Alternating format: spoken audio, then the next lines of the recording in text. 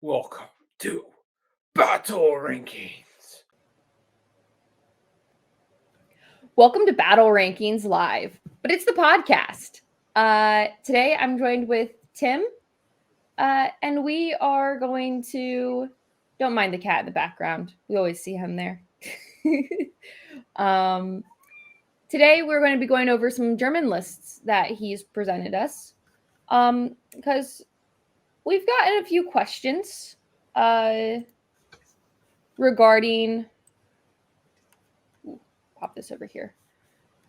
We've gotten a few questions regarding German lists, like 7.5 SDKFZs 251s in the Panzer Grenadier list versus the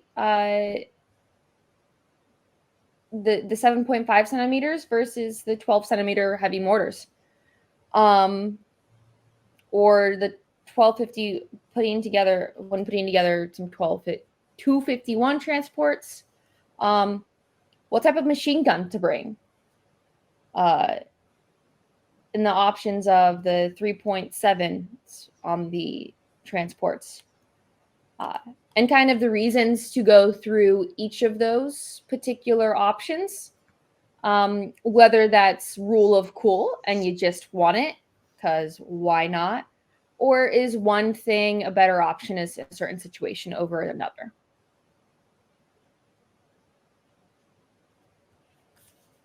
Do you have anything to say about that, Tim, before we get too far in?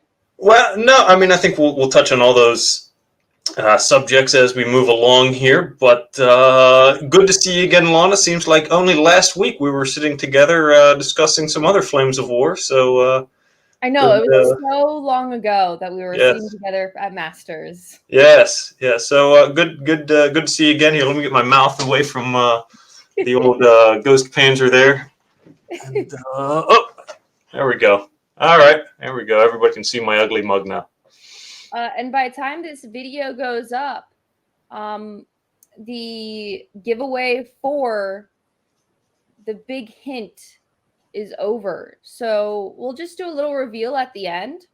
I'm sure, Tim, you're excited about that. Looking forward to it all week, ever since you announced it at Masters. It'll probably be about 2 weeks by the time we get this up. Been waiting 3 weeks then, ever since you announced it at Masters. But yeah, we'll do a little reveal at the end of the episode for our merch surprise. So we'll just pop in our first list. Yeah, okay. So, a couple things to mention about building German lists is that now these are my rules of thumb. Okay, everybody has different experiences, and I don't want to say that any of these lists that I created are going to be the best German lists, but they follow some general guidelines that I like to use. So I'll just go through them real quick. Recon, I don't think that you need any more than SS Recon. 2-point Recon is fine. Recon generally dies quick anyway, and it's a little more than a nuisance. So spending an extra point for veteran Recon just to get blown up unceremoniously, I think you can find a better use of that 1 point. Panzer IVs, medium tanks in general with the Germans, are overpriced compared to other nations' medium tanks, so I do not put any Panzer IVs in my list. You will see some Stugs show up eventually. I think those are still a little overpriced, but I think they're the best medium tank the Germans have, so I avoid the Panzer IVs and use Stugs if necessary. If you build a list that doesn't have Stummels, and those are the 7.5 half tracks that you were talking about earlier, if you build a list without Stummels, rebuild the list. I think they're the best light vehicle in the game. 9 points for 6 vehicles with 18-9, firepower 3+. They got the heat on them, so no penalty for hitting at range. Great vehicles, great ambush. Even in a reserve, you come on with 6 shots and they're ready to go right away. So absolutely make sure that you got Stummels in your list one way or the other. And when we go to artillery, I know a lot of people they see the Hummels because they got that 2+ firepower, but they don't have smoke and they cost a little bit more than Wesps. So if you are going to use some support artillery, I like to go with the Wesps over the Hummels, just to save them points. Still pretty effective. You got that smoke screen that is very important for Flames of War. So I guess those are the generalities that I like to use whenever I go about building a list. So getting into it, we got the defensive Volksgrenadier list here. This list I would use just for a purely defensive stance. I wouldn't try to attack with it. Germans do have half-track mechanized infantry, which are much better at carrying the attack. You got a lot of protection, got a lot of maneuverability. Whenever you're walking up with just boys in the open, they tend to die before they get to the objective. So this list I would use just as a defensive list, and I would use it a lot as a type of hammer and anvil type list. So I'll get into that in a little bit, but let me go over the infantry platoons real quick here. So these are just short Volksgrenadier platoons. I've added 2 Panzerschrecks for a point each. Those are the cheapest Schrecks that you can get. Well, other than beach defense, you can also get 1 point beach defense, but beach defense are super poopy. So let's just stick with the Volksgrenadiers if you want cheap Panzerschrecks. And I've also added an HMG to each. So the important part here is that each platoon is 8 stands strong. Even though it starts out with 5, you added 3 more, you get to 8. Now, 8 is important because, especially in a defensive list, where you are static and you're just sitting on the objective, if you have 8 stands or more, you have an 8-inch command range. So what this allows you to do is you can spread your units, your teams out a little bit further. Because you are on defense, you're going to get a template put on top of you at some point. So you can negate, having your guys clumped up close together, and avoiding a lot of hits on under that template. Another nice thing is that you can spread your Panzerschrecks out so that you can avoid having them under the same template and avoid losing both of them on one bad artillery roll. So I think it's important that you get to 8 if you're going to be setting up a defensive list so that you can spread them out and avoid some of those losses. Also, you can't see it yet, but these are upgraded to the 12th Volksgren Veteran Volksgrenadiers. So everybody here is hit on 4s. So they are more traditional. There they are right there. More traditional German infantry where they are confident veteran, hit on 4s. They aren't SS where they are hit on 3s and fearless, and they aren't these brigade crappy guys that are hit on 3s and reluctant and run away as soon as you start shooting at them. So a lot of resilience here in that formation with the infantry. And while we're down here, I might as well talk about the command card, the extra command card, the Lucky. I think it's pretty important also to have in a defensive list because there is going to be a time where you absolutely have to make a counterattack roll to win the game or not lose the game. And I would rather have, Lucky than something else for 1 point. I don't even know, I'm sure you can find someplace and somebody can find where they can put an extra point somewhere in this list, but you're going to need to make that roll in a couple of your games during the course of a tournament. So I always like to have Lucky in my back pocket just as that insurance. And generally, I do not use Lucky for anything other than a game-winning or losing roll. So a lot of guys, they like using it. Oh, I failed this blitz, turn 1. Oh, I failed a blitz. I'm just going to use my Lucky right now. I think it's a waste of a Lucky when there's so much more dice rolling to happen in the game. And, unless that one blitz is going to completely wipe out their force, break their formation, you're better off holding it until you absolutely need it. So that's the command card, command cards. So if you scroll up a little bit, I'll talk about that support a little bit more. So we got support Hetzers, Volkshetzers, and the Tiger 2s. And if people will remember, before German Bulge came out, the big hot German reserve was always the Tiger, the SS Tiger platoon from Waffen SS D-Day. Okay, I mean, that was like 36 points. Beautiful. All right, comes on the table, one reserve, good to go. Unfortunately, I think that's fallen out of favor a little bit. I don't think it's smart anymore, plain and simple, just because of how much high AT everybody has now. You know, the Brits got AT-15 now with their Achilles. They got archers. They got the Fireflies, double Fireflies now in those platoons. Americans have AT-13 with their tank destroyers and 75 Shermans. So I think front armor 9 for those tank for the Tiger Reserve just doesn't cut anymore. As soon as they get on the board, they're going to get smacked down by the Overwatch. So Tiger 2s have a lot better staying power. Obviously, nothing can touch them from the front. They can come on with impunity, go to where they have to go. They got a gun that nobody can stop. So you know, they're making dividends right away. They come on the table. They're shooting at tanks. They're blowing stuff up that's threatening the objective. And if your infantry platoons are weak, if they've been beaten down, you know, they can get into an assault right away with other infantry. Side armor 8 is going to shrug off bazooks and Piots relatively easy. So I think the Tiger 2, the SS especially, because they're the cheapest.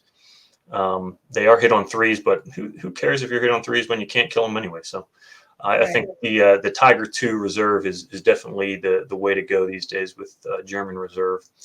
Are they able to be killed by like artillery bombardments, like from their top armor? You can only bail them. So their top armor 2. You know, artillery is at best 3. Now you can kill them with planes, but if you get into the fight right away, you get in close. You know, they have the 8-inch standoff distance with planes, so you can't kill them with planes either. Well, hopefully they get to the objective before the planes kill them. And they work as a hammer and anvil type of situation where the Tigers would be the hammers and the infantry are the anvil, where, you know, they just got to take it. They got to take it for 3 or 4 turns until those Tigers can back them up. And then once the Tigers are there, they can sit on the objective. The infantry acts as a screen, and the Tigers go to work. But before the Tigers come on, we have to think about that ambush. So we have Hetzers here. Volk Hetzer platoon, which is hit on 3s, and they are reluctant. And they have a terrible cross, and they have an overworked gun, and generally are just not great units taken as a whole. But for as an ambush, you know, all you're doing is you're putting it down on the table. It gets first shot, so you can put it wherever you want. Doesn't have to do any cross checks, anything like that. Hasn't been shot at yet. So for 10 points, you get 8 shots of AT-11, which is pretty respectable. It'll take down, you know, most medium tanks without problem, and certainly any light vehicles. You know, armored car spam, things like that. We'll get to what I think is a better option for armored car spam for the ambush, but you know, it is a jack of all trades. And the ambush, you know, if you put it off to the side somewhere where if the enemy does decide, hey, you know what, these Hetzers are a problem, you know, you can divert the enemy's attention away from your objective for a couple turns while they're dealing with the Hetzers, and eventually the Hetzers will go down because, like I said, they are easy to hit and they are reluctant, so they're going to run pretty quickly. But you know, if it can kill a few things, make its points back, and buy you a few more turns for your Tigers to get on the board, it certainly is worth the 10 points to spend for the Hetzer. So I think it's a good ambush unit for this list. Now, if we go down a little bit more to the Niddle there, okay, so one of the rules that I mentioned is we have to have Stummels in our list, have to have the Stummels. So a good way to add Stummels to a list is adding this SS Niddle. And we can get 6 SS Stummels down at the bottom there, 675 KFZ 251s. So if, you know, we're facing a list that's a little bit lighter, it doesn't have a lot of, you know, tanks, legitimate tanks, medium armor, things like that. We're playing some British armored cars. We have the Stummel ambush. So coming out of an ambush with 12 shots that are automatically going to penetrate because it's AT-9 against whatever their front armor is. There's no bonus for long range. So, you know, we can tag something right at 15.5 inches, spill hits back to teams behind it. They don't get any better saves, and that 3+ firepower is gonna, if you hit, you're probably gonna kill it. So we can get a lot of good results out of that ambush for that Stummel. So definitely include in any kind of list. We have additional recon here. These are cheap recon. These are 2-point recon. So all we're doing with these is just denying the enemy some avenues of approach. I believe we saw in the last Masters game between two great combatants, Mr. Lewis and Mr. Meyer, that Joe was able to dash up to the objective because John left a lane wide open to the objective with no defense, nothing like that. So we can sacrifice one of these scout platoons if we have to. No skin off our nose. It was probably going to die anyway, but it at least buys us another turn or two to get those tigers on the board. Like a mission like Bridgehead, okay? Minefields, people like to mine the sides of Bridgehead off, but we can completely deny the enemy those avenues of approach just by putting one reconnaissance platoon on each side of the board. Mm-hmm. So even though we are not necessarily attacking or trying to close with the enemy with our recon, it still has a purpose in the defensive list to deny the enemy those avenues of approach and to buy us some time for our reserves. And one more point to point out here is that are those mortars right there, the 8-inch mortar platoon. So I always like to have armored mortars for Germans because they're cheap and they're abundant. You can get them in most lists. You'd mentioned something about the 12-centimeter heavies. I don't like using the 12-centimeter heavies because they are pretty pricey. I think they're 8 points for 4. They are unarmored, so you can pin them. And I would have to look here, and I'm gonna just mumble some stuff here while I'm looking. I believe they are save on a 4 also, so that's going to if you get a template on them, you are probably going to be picking them up if they have a repeat. Yes, they are save on a 4, so if you have a repeat on them, you're going to be picking them up pretty quick. And most importantly, let me just double check this. Yes, they do not have smoke, so no smoke, no go for me. That's a sure bet right there. So the mortars you can use, always want to use smoke. The worst smoke to use is the one you don't use. Mm-hmm. You can, beautiful picture. You can use it to, let's say you get that Hetzer ambush out, okay, and the enemy knows where you were going to put it because there's one hill that just dominates the battlefield. They know you're going to put it there. They got Overwatch set up. They got tank destroyers and they got their tanks and they got a couple other things that are just waiting for you to pop your nose out. You can put that smoke screen out after you get that ambush. And now your Hetzers basically have 2 turns where they can be relatively unmolested.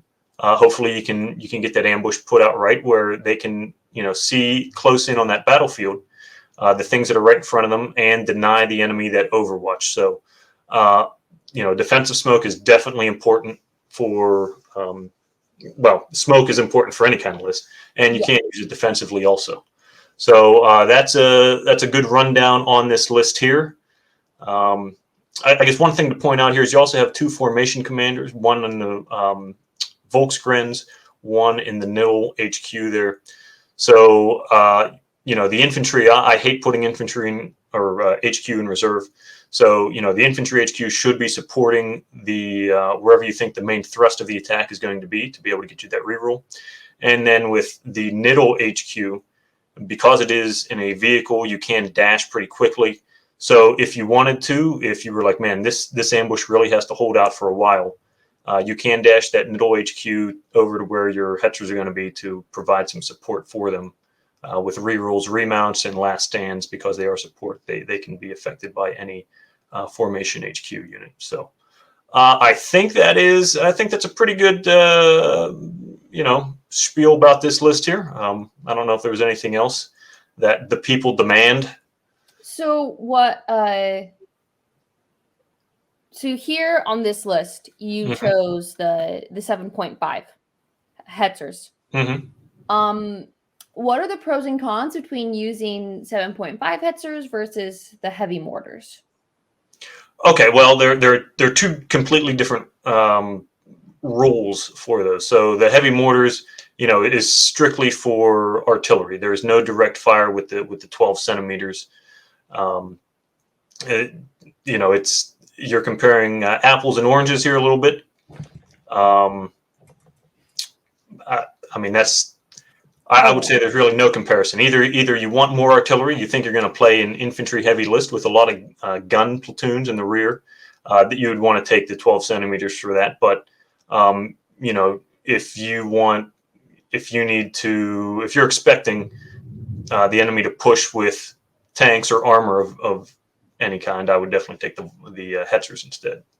Okay. And then with the transports, so no transports for this. This is strictly a very static, list.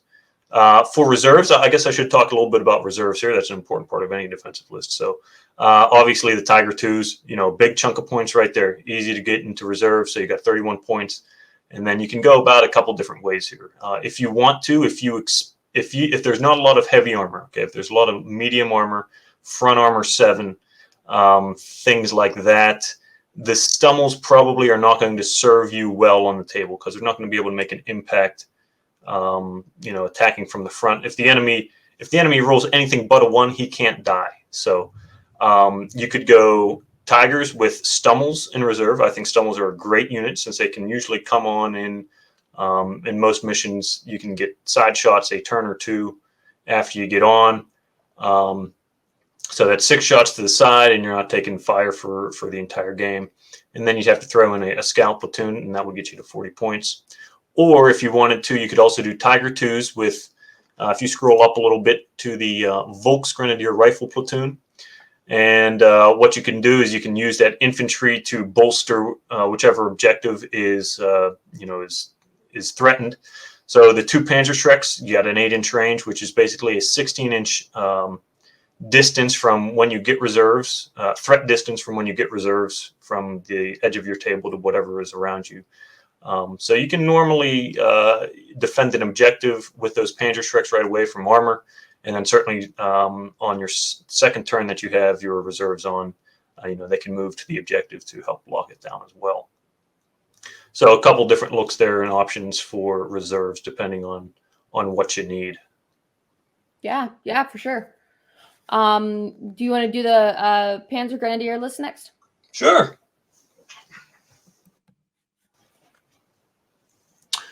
All right. Wow, this list looks a lot like the list that I play. Wait a second, it is. Okay, so anyway, this is just a pretty balanced list. It doesn't do anything great, but it does do a lot of things well. And I think if you go to an open tournament where you don't know what you're going to face, it might be could be blue on blue for some games.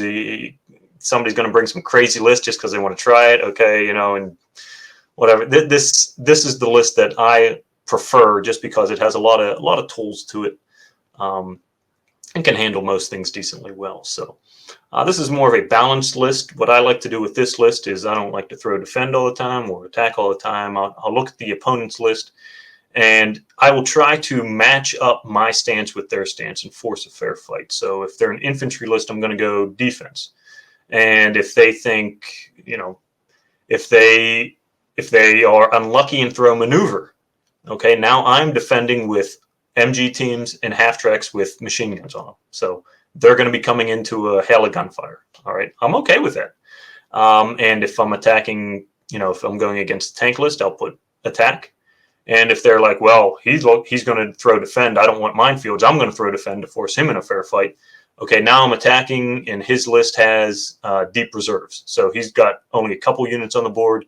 I've got a lot of maneuverability, and I'm going to rush for that objective right away. So this list, I always try to match up the stance with my opponent.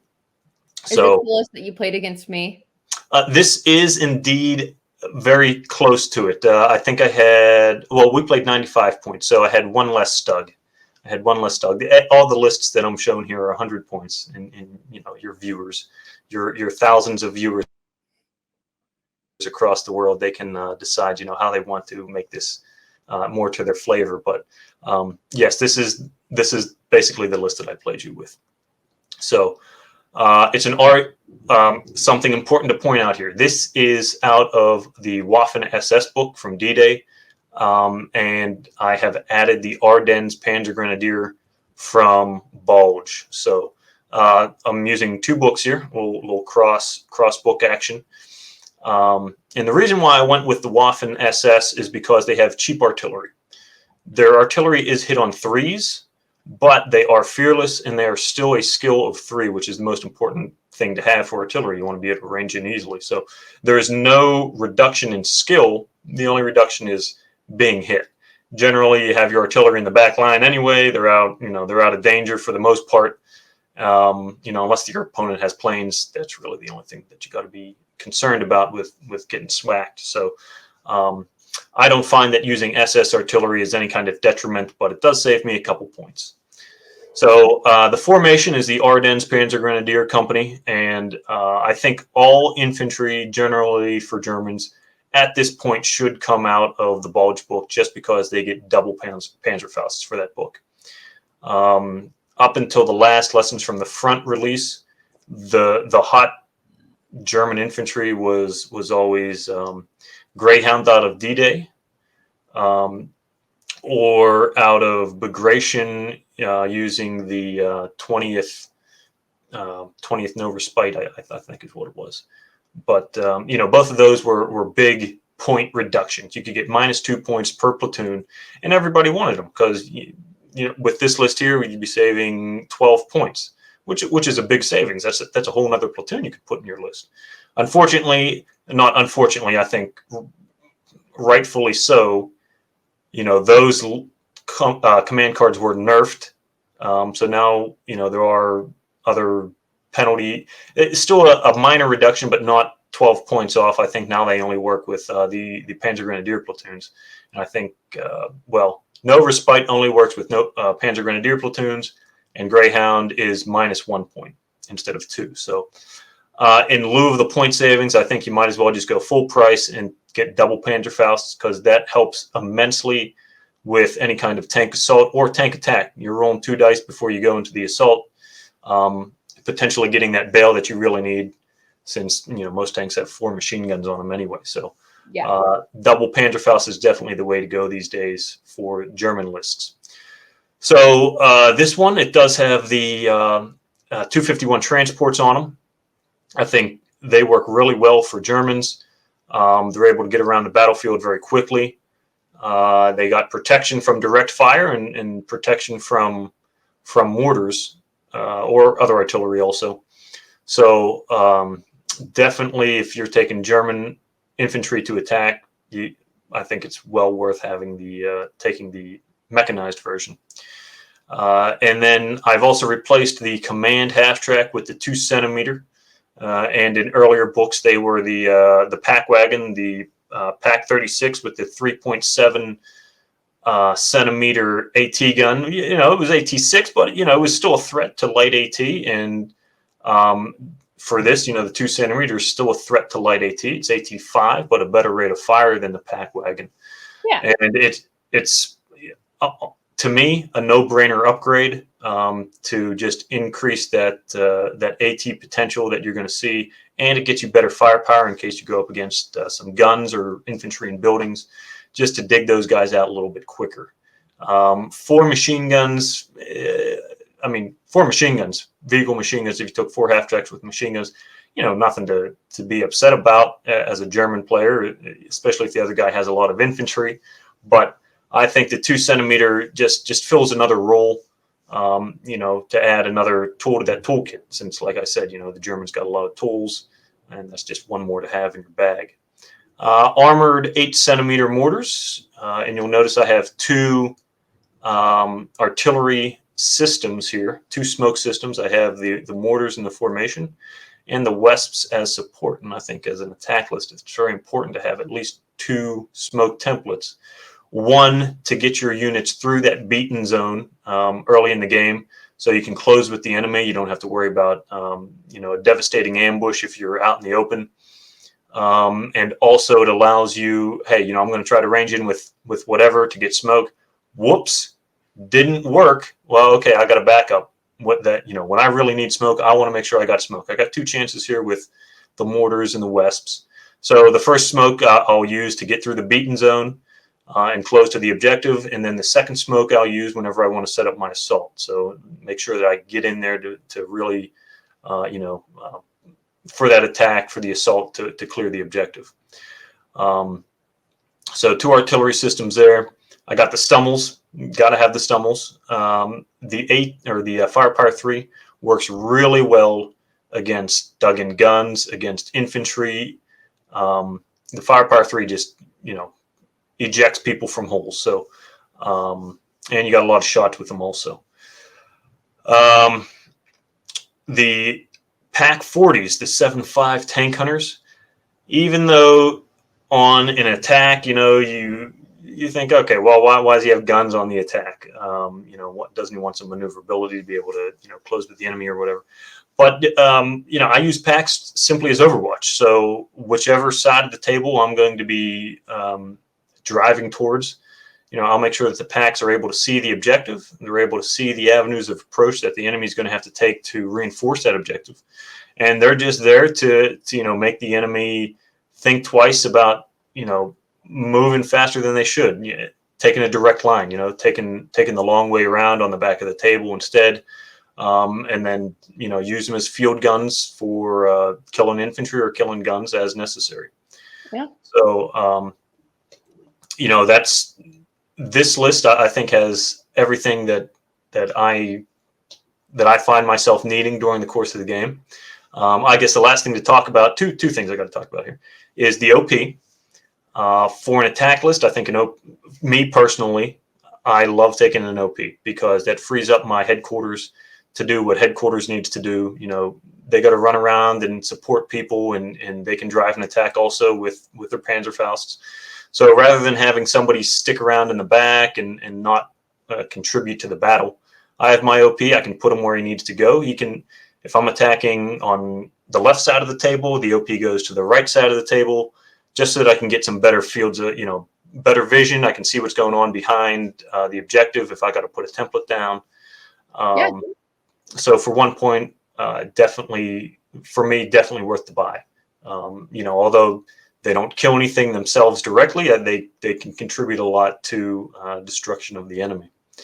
And then the last aren't just you actually have to put a little bit of effort into killing them. You can't just come up on them. That's right. Yes. So yeah, the Panzer III, you can take OPs as 2 flavors for Germans. You can either take a 250 half track, which is crap.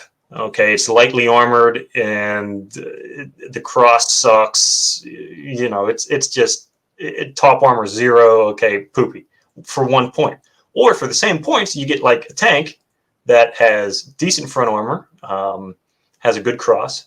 It has a top armor 1, so you can't just artillery it off the board. The only thing it doesn't have is a main gun, which is okay because, I don't want to shoot anything with it. I just need to spot. So definitely the Panzer III OP is superior to the 250 OP. And then lastly on this list is the armor, 5 Stugs. So like I mentioned, Stugs, compared to some other units that other nations have, Stugs are a little bit overpriced, but as far as what is available to Germans, the Stugs are probably the best medium tank for the buy. Now, there's no heavy armor in this list, so I rely purely on overwhelming firepower and overwhelming shots to take the enemy on.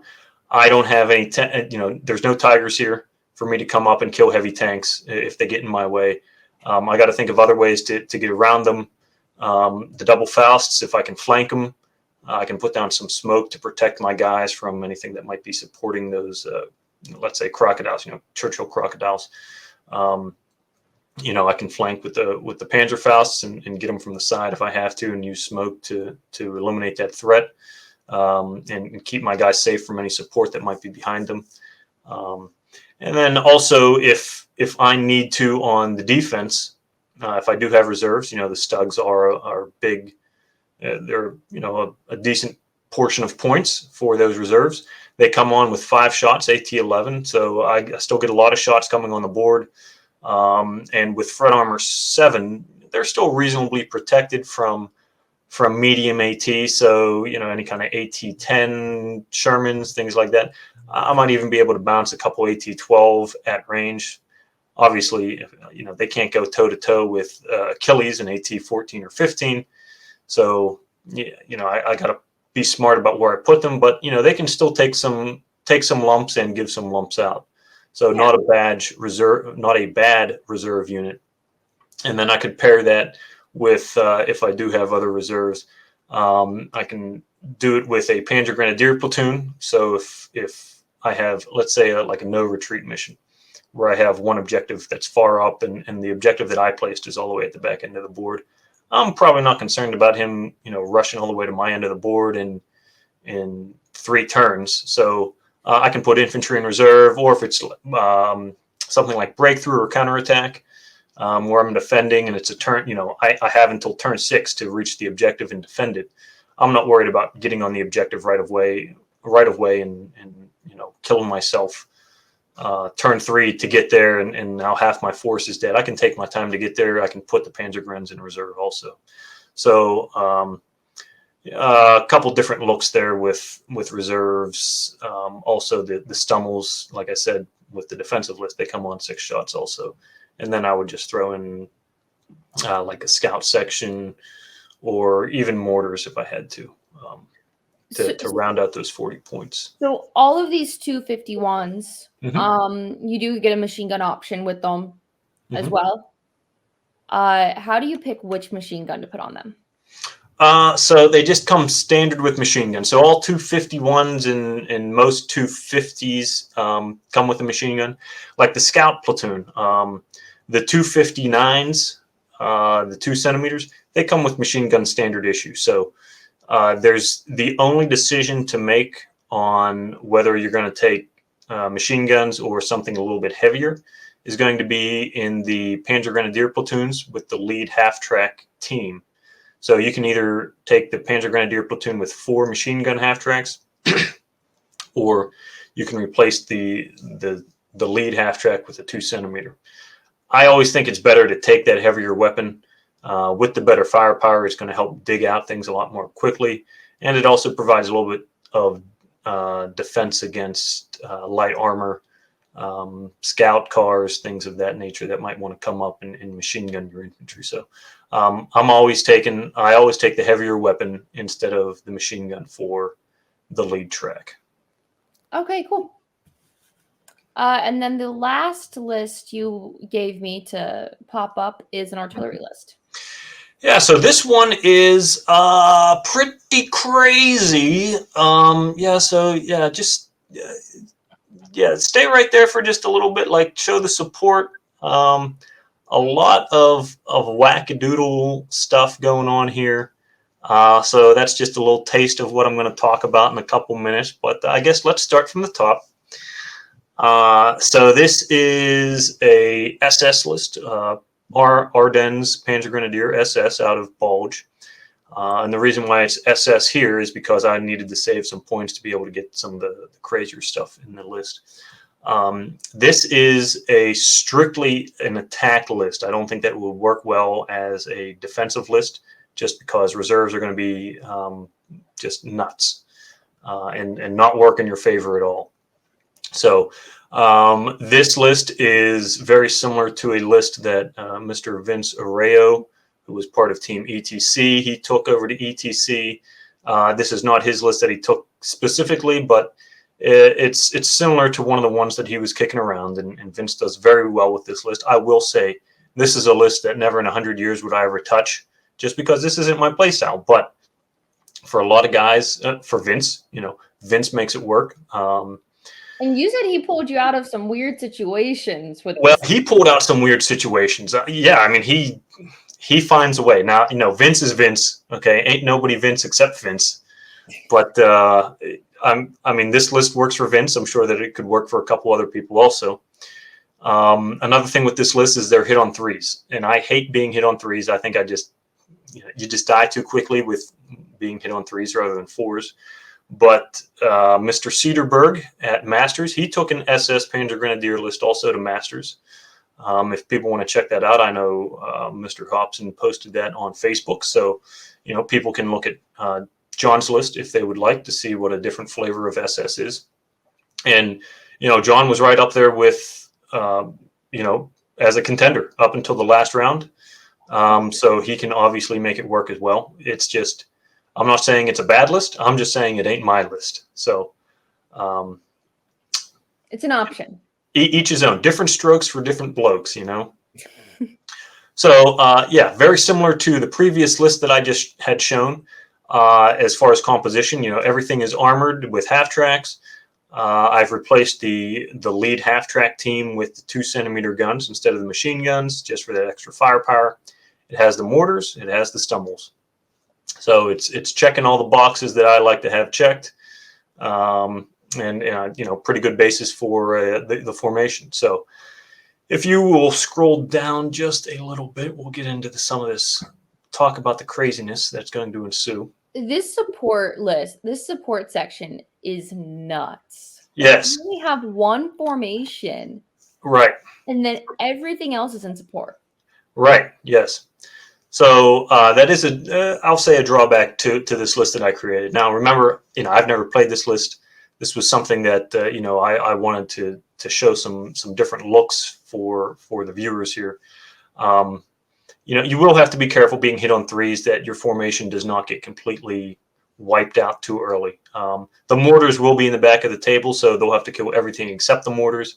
And the infantry and the Stummels have a good last stand, so they should be sticking around for quite a while if you do get into trouble. But, something to be careful that you aren't just throwing this away at the enemy too quickly. So the support here, we got our scouts at the top, we got our Wesps, and that's our second smoke unit. So for an attack, like I said, you'll want to have 2 smokes, especially with being hit on threes. You got to make sure that you really shield your guys through the beaten zone, and especially when you launch that assault, that they aren't too easy to pin back. So two smoke missions there. Now we get into the Volks. If you could just scroll down just a little bit, Lana, because some of these command cards are going to work with that support. So we got the Volks 10.5 centimeter, and those are howitzers. Mm-hmm. The standard German howitzers. However, we have upgraded them with the Volks 8.8 centimeter artillery card, and that basically upgrades those Volks howitzers to 8.8 Pak 43 tank hunters. So now we have 48-inch range, AT-17. We have 2 shots with that. The only drawback is that we lose a smoke mission. So if the Volks artillery battery gets a smoke, but we already have 2 in our list, so 3 would be nice, but I don't think completely necessary. And I'm going to jump to the 8.8 heavy AA platoon, because this and the Volks 8.8 artillery are going to work in kind of the same way for us here. And I've upgraded the 8.8 heavy AA with the Kampfgruppe von Swoboda Luftwaffe 8.8 centimeter flak. Okay, so say that 3 times fast. So KG Swoboda, what he does is he allows you to do an artillery barrage with your heavy AA platoon, and you'll notice it's -4 points because it reduces them to being hit on threes and reluctant, because they are Luftwaffe ground crews and not dedicated Heer infantry teams. At least that's the history behind it. But either way, for game purposes, they are poopier now. So what these 2 things are going to do, the Volks 10.5, the Volks 8.8, and the 88s, is they are going to be our Overwatch. So in my previous balanced list, I had the Pak 40s as my Overwatch AT unit. Now these 2 platoons of heavy AT are going to be our Overwatch. They have enough range that they can touch basically anything on the table if you are the attacker. and most people, when they look at this list, they're going to look at all those guns, okay, and they're going to be like, my God, this is defensive all the way. There's no way I want to do anything that has, I do not want to go in a pitched battle against all these guns and run right into them. So they will most likely throw, I don't want to say most likely, but they will likely maneuver to try to get a mission where you don't have minefields, or you're going to have to move to be able to defend an objective. Or they're going to throw defend because they think you're going to throw defend. Now we're in a fair fight, and they can try to overwhelm one side.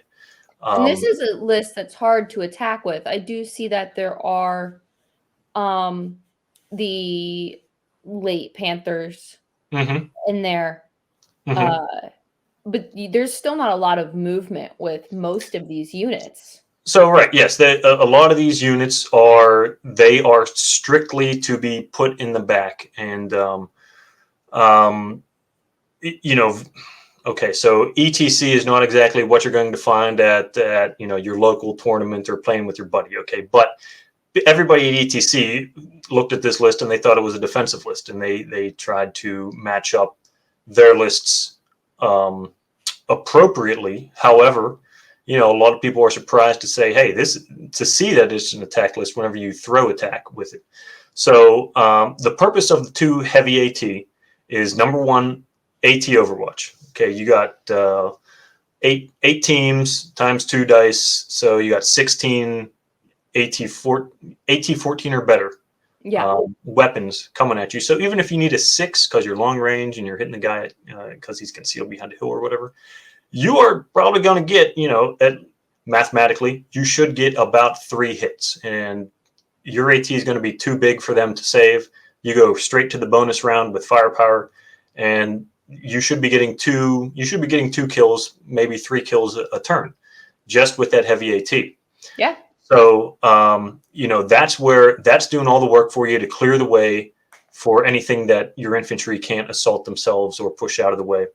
Now, generally, if you, like we had discussed with the defensive list, the tanks are generally in reserve. So your enemy is going to put his big point tanks in reserve, and you don't have to worry about those right away. So the purpose of the artillery is, with these 2 units, you're doing artillery for the first 2 or 3 turns of the game, softening up whatever position you want to assault. And then when the tanks come on, okay, we're going to switch back to AT, and we're going to blast whatever the heck comes on the table. And you can move these. You can move the guns. Even though they are immobile, they don't have a tactical move, but you can still dash them if they need to get in position. But as long as you don't move them, let's say you spend 2 turns bombarding an infantry platoon, and then the enemy tanks come on the board from reserve, and you spend a turn or 2 dealing with those, you do not lose your ranged in token. So if you do some artillery early in the game, take care of some tanks in the middle of the game, you can go back to artillery without ranging in. And these guys do suck with ranging in. So once you range in, you don't want to move if you don't have to, or re-range if you don't have to. So you can get back to it right away. And they are a legitimate double threat to the enemy. One of the nice things with having 4 templates also is you can, whichever objective you think is going to be easiest for you to attack during the beginning stages of the game, when you're setting up and deploying and whatnot, you put it down your ranged in tokens. You can essentially put down 4 ranged in tokens, 1 at each corner of the objective, and now you have a 12-inch no-go zone for the enemy. So he can either deploy right under the templates, first turn, and he's re-rolling saves right off the bat, or you can hopefully, I like this situation a little bit better because I don't have to kill anything, is it forces the enemy away from the objective, and now you have a much easier time, basically walking up to the objective with less resistance. And for him to contest the objective, he has to move, he has to get out of his bulletproof cover, he has to get into the open, and now your half tracks can pounce on him with all those machine guns. So a bit of a double-edged sword there for the enemy, damned if you do, damned if you don't. But works in your favor, and that's kind of what you want. You want that advantage. The Panthers there, they are your mobile AT asset. Um, 20, a lot of people like the Brigade Panthers now because they are 20 points. They are hit on threes, but they are front armor 10, so they shrug off a lot of stuff. You need something at least AT 14, or you could do AT 13. Okay, at range, it's going to be difficult to do. As long as your enemy doesn't roll, as long as you don't roll a 1, you're going to be okay against AT 13. Yeah. The AT 14 and 15, they start taking a toll, but the It's Panthers. scary, but it's nothing that you can't bounce off if Right. you can get those 6s. That's right. Yes, and you don't even really need 6s. You might only need 3s or 4s, but you're hit on 3s, so you're going to take a lot of hits, and those 3s or 4s will eventually catch up with you. Yeah. In the Panthers, they have a 2+ cross, so you can run them up behind a woods to protect them, and then on the turn you need them, you can push through the woods on a 2+ cross. So you should make it with your 3 Panthers and now you're in cover right away. So. The Brigade Panthers have a lot going for them, even though they have a bad motivation and they are hit on 3s, but they are survivable and they can fill a very good role for this, which is high AT where you need it. Yeah. The Brigade Armored 2cm Flaks and the Brigade Triple 15 Flak. These are units that I see a lot of people taking. Mr. Cedarberg had the Triple 15s in his list.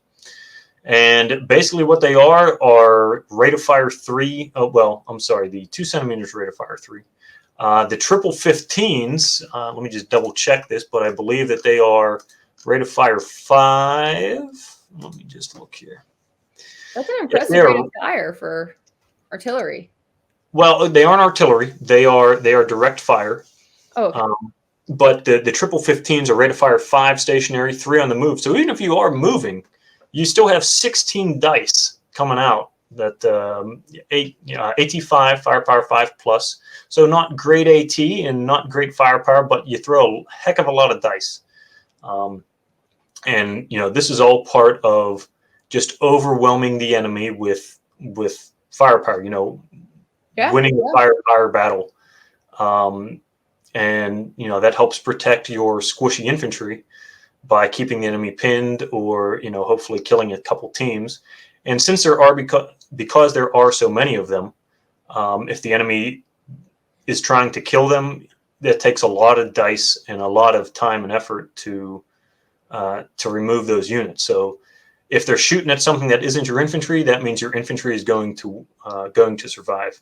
And I'm a firm believer that with any kind of combined arms list, the infantry they will win the game for you. They're either going to win the game or they're going to lose the game for you. If you have infantry alive, they're gonna win it. If for sure, you need them to move it. They're one of the few units that can dig in and hold an objective, regardless of where that objective is. Whereas if you move in with a tank on these objectives, they can't dig in. If they're in an open area, then they're in an open area. Right. And then if your opponent still has infantry, you just got assaulted off the objective far easier than if it was an infantry assaulting an infantry. Absolutely correct. You need to keep your infantry alive to the end of the game. So if they're shooting at something else, that means they're not shooting at infantry. And for me, that's a win every time. So, yeah, even though those flak platoons are hit pretty easy on 3s, it takes a lot of shots to kill them. And while you're taking time to kill them, they're throwing a lot of dice back at you. So for 7 points for those nine teams, I think that's well worth it. Mm-hmm. So, and for this list, we got 4 artillery tubes. Definitely need that OP for this one. Definitely need another set of eyes out there that can call in artillery, and direct traffic out there for anything that cannot self spot. So, I think hopefully I have covered all of this list as well. I don't know if there were any questions about this one in particular. Not in this one particular, but there. So when you put heavy mortars on the 251s, there's some different options with the 3.7s and mortars and artillery. But like the 3.7s, versus also maybe putting 12 centimeter mortars on them as well. What are the different options with those, and what situations do you pick those options? Well, okay, so the 3.7s. I think I need to. I don't know, clarify something, but I think the 3.7 is only an AT weapon. First, I think you can only get 8 centimeter mortars on the half tracks. The only mortars that you can get with the half tracks are 8 centimeters. Okay. The 12 centimeter mortars are only man portable gun teams. So you cannot upgrade, that I'm aware of. You cannot upgrade any mortar platoons with 12 centimeter armored mortars in half tracks. And the 3.7s, those are going to be the pack wagons that you can upgrade some of the earlier Panzer Grenadier platoons. So in Bagration, in D-Day, in Fortress Europe, those can all be upgraded with the 3.7 Pack 36 gun. And in Bulge, like in this list and the previous list, the lead half track can only be upgraded with the 2 centimeter. So, like I said, if you're playing a list out of D-Day or if you're playing a list out of Fortress Europe, definitely upgrade to the Pack 36. Definitely the way to go. I don't think that 4 machine gun half tracks. You can't do much with 4 machine gun half tracks that you couldn't do with 3. So right, if you're not in range, or if you're not in range for anything, what use is a gun on a half track? Oh, right, and you're throwing a fistful of dice anyway.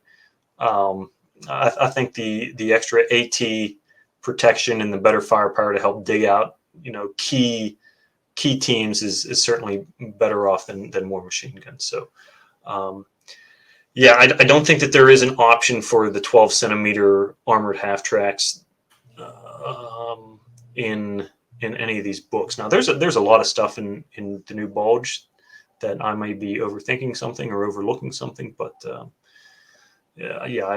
I don't think that you can get 12 centimeter mortars on tracks, and the 3.7s are going to be the AT guns on the lead half track team. And then machine gun 34s versus machine gun 42s. As far as game, as far as stats go for the game, absolutely no difference. They're rate of fire 6 stationary, 2 on the move. Makes no difference. They just call them different stuff depending on which list you take them out of. I generally, with the German lists, I don't take a platoon of heavy machine guns, the Sphere MG42 platoon or whatever it's called, just because I'm generally machine gun teams anyway. I'm throwing out a lot of dice in defensive fire if I have to. On the move, I'm throwing out a lot of dice. I don't think that that extra machine gun platoon is worth it, especially if I have half tracks backing me up. Okay, I mean they're throwing 4 dice a piece. Those are, and I got three machine gun half tracks and either a 2 centimeter or a pack wagon. So I have more machine gun dice than I know what to do with. I don't need an additional heavy machine gun platoon. Yeah. I did add one to that Volksgrenadier platoon just because I needed to get to that magic number 8 for the platoon itself. But I wouldn't add a dedicated heavy machine gun platoon. All right, but to answer your question, no difference. Doesn't make a difference. Just whatever you think is what personal choice. Yeah, right. If you got the MG34 models, put them on your stands. If you got the MG42 models, put them on your stand. And then when you play somebody, they get out their little magnifying glass and they're like, "Oh, wait a second, your list says these are 42s, but your models are 34s. Oh no." No, it doesn't matter. Nobody's going to care. And usually people don't mind if you state that there's a different model than what you're showing on the board, and you say that's a flamethrower. It might be a bazooka, but you say that is a flamethrower. Well, you should say that it's a flamethrower for the game. I would be I would applaud somebody if they could, from across the table, 6 feet away, see the difference between a 15 millimeter MG42 and an MG34. I would applaud them. They'd be Superman. I would have to call who's his nemesis? Lex Luthor. I'd be like, Lex, hey man, dude, Superman right here. Soup from across the table could tell me the difference between my models. All right. I think that was all of the viewer questions that I've had, specifically over Germans. This has been a very requested topic, so thank you. I think there's some other German isms that we'll still probably go over again later on with like just the different special rules for German Panzergrens. But that's a show all on its own, I think. Okay, sure. And for those of you that chose to stick around, this little ghosty here is our Rommel Panzer Ghost that we will be turning into stickers and just a little character that we put on our merch once we get this shop up and put that out. And if you've guessed that that's what this little ghosty buddy is, then I'm sure we've already let you know. And I hope you're just excited, just as excited as we are about it. And who designed that, Lana? Oh, I did. Lovely. Took me a lot of time. Mm.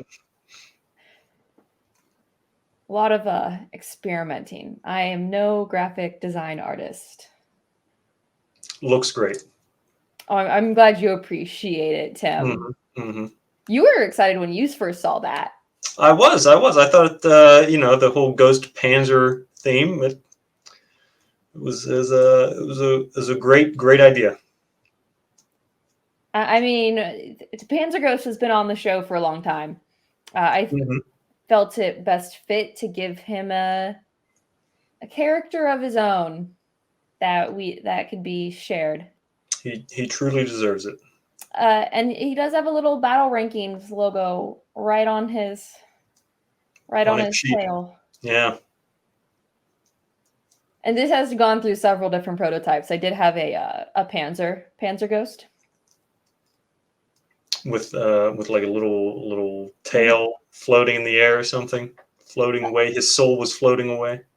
So the gun shot out instead of shooting out rounds. The gun shot out little speech bubbles. Okay. And then Panzer Ghost was going to say funny things that Panzer Ghost says. Nice. Maybe that'll be the second round of merch. Maybe. You'll have to let us know what you want to see for merch. I mean, I got a lucky card design in shop that I'm kind of working on a little bit, a few different lucky card designs. Because we all know we need something to remind us that we got a lucky card.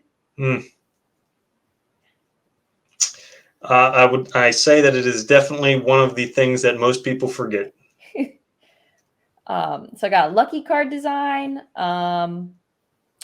The little circular Battle Rankings logo is all shopped up and ready for merch. If you want beanies for the winter time, or I don't know, we'll definitely be doing enamel pins and t-shirts so that you can wear to all of your favorite tournaments and formal outings. Wow. And then it's not just everyone getting a Masters shirt every year, or the select few people getting Masters shirts every year. Now you can just, yes, this little ghosty boy. The ghosty boy. Okay. All right. I'm excited to earn a ghosty boy. Instead of earning a green shirt, I want a ghosty boy. You want a ghosty boy? Yeah, I think I got enough green shirts. I think I could use a ghosty boy at this point. I mean, this year you were, you did not necessarily official TO stuff, but Mhm. this year you helped us out on the Masters floor, Yeah, I did. I doing did. some commentary coverage. Did not need a green shirt for that. Didn't need any shirt for that. Just love to promote the hobby. That's all. It's a token of our appreciation for you helping out. I'll take a Ghosty Boy sticker instead. We'll see what we can do for you. I'll have to talk to my boss. All right. That's fair. All right. Like, comment, subscribe, share, tell all your friends. If the merch store is up, we will for sure have that in the comments. And go find yourself some battle rankings merchandise. There'll probably just be a few designs up at first, but I definitely have some ideas coming, and feel free to give me more. And thank you. Cool. See ya. Thanks.